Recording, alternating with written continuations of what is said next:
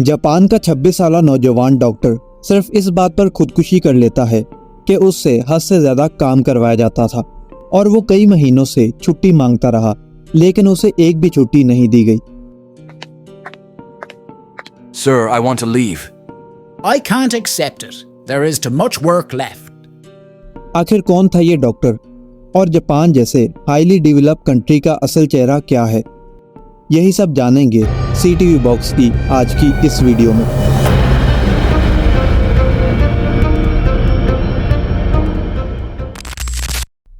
Japan, जो कि कई लोगों के लिए ड्रीम कंट्री है। काफी सारे लोगों की ख्वाहिश है कि वो जापान जाकर रह सकें और सुकून भरी जिंदगी गुजार सकें, जैसा कि जापानीज गुजारते हैं। बट वेट,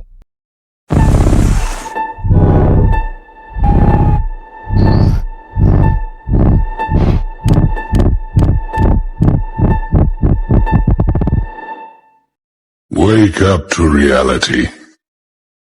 डोंट जज the book by its cover, क्योंकि जो चीज़ आपको जैसी दिखाई जाती है हो सकता है वो उससे बिल्कुल डिफरेंट हो।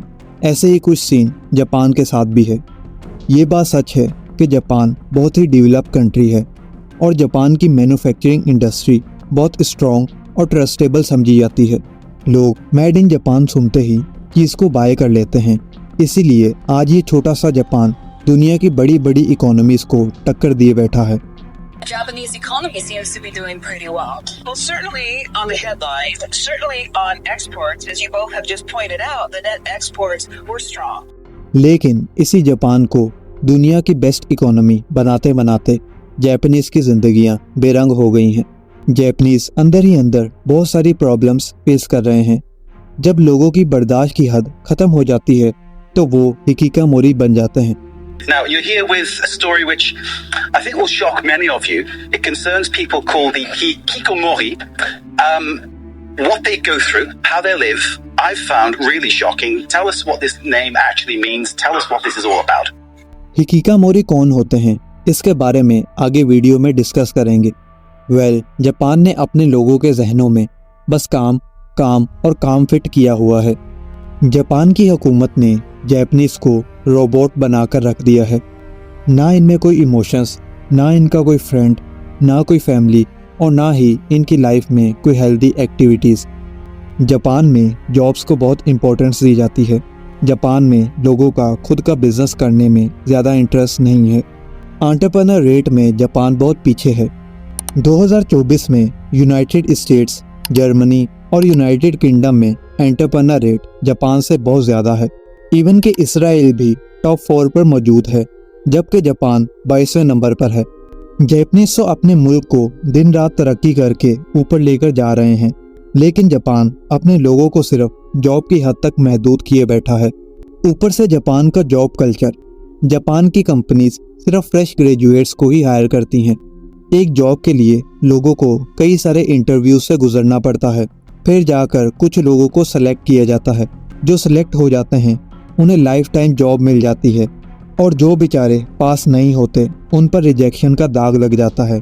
फिर कोई अच्छी कंपनी उन्हें जॉब ऑफर नहीं करती, और करें भी कैसे, लाइफ टाइम की तो जॉब है, जब जाकर किसी कंपनी में कोई सीट खाली हो। Used to be, they could trust company because company can keep you whole life. The employee had to die for the company. That kind of concept. 60 से 65 साल की उम्र में तो जापानीज रिटायर होते हैं। जापान की पॉपुलेशन में 38% बड़ी उम्र के लोग हैं और ऊपर से जापान की पॉपुलेशन भी बहुत स्लो इंक्रीज हो रही है। 2009 में जापान की पॉपुलेशन 128 मिलियन के करीब थी। कॉमनली तो ये होता है कि पॉपुलेशन में इजाफा ही होता है, लेकिन जापान के साथ उल्टा सीन है।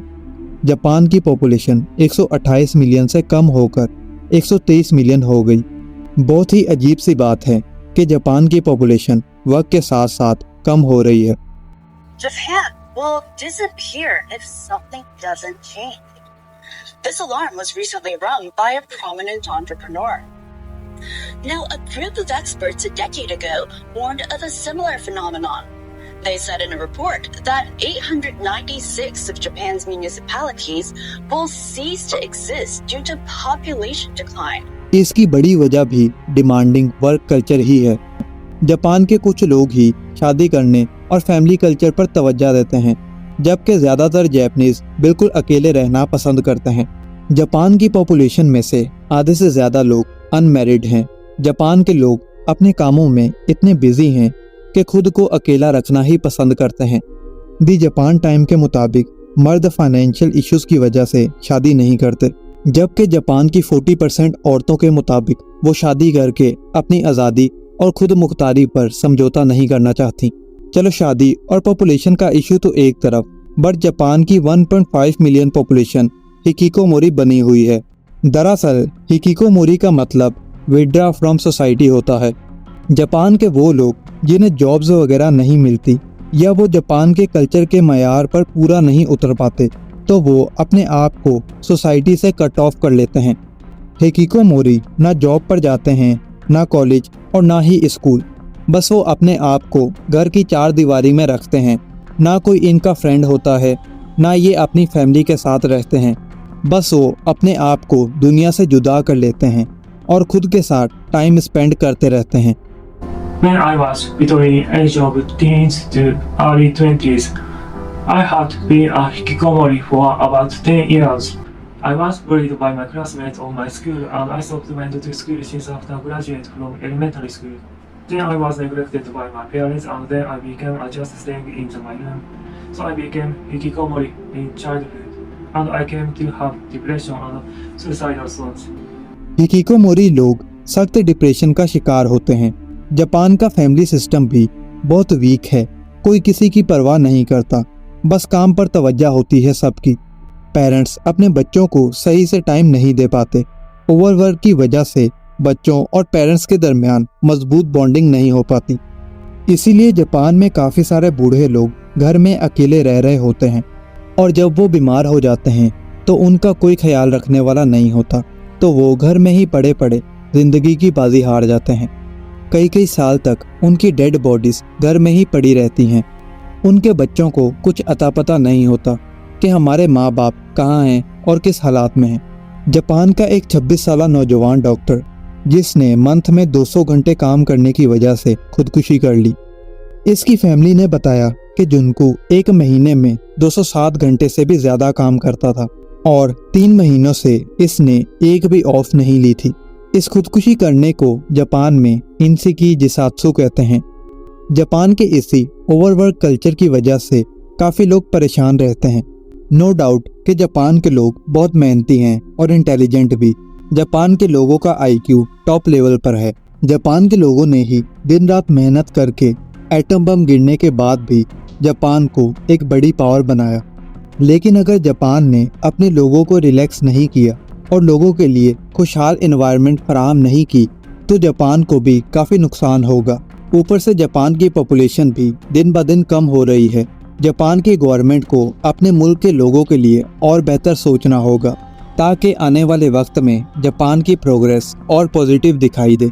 तो नाजरीन, मैं उम्मीद करता हूँ कि आपको CTV बॉक्स की इस वीडियो से बहुत कुछ जानने को मिला होगा। कमेंट बॉक्स में अपनी राय लाजमी शेयर कीजिएगा और चैनल को सब्सक्राइब किए बगैर मत जाइएगा। ये रहे वो सारे सोर्सेज जहाँ से हमने वीडियो के लिए कंसल्ट किया है।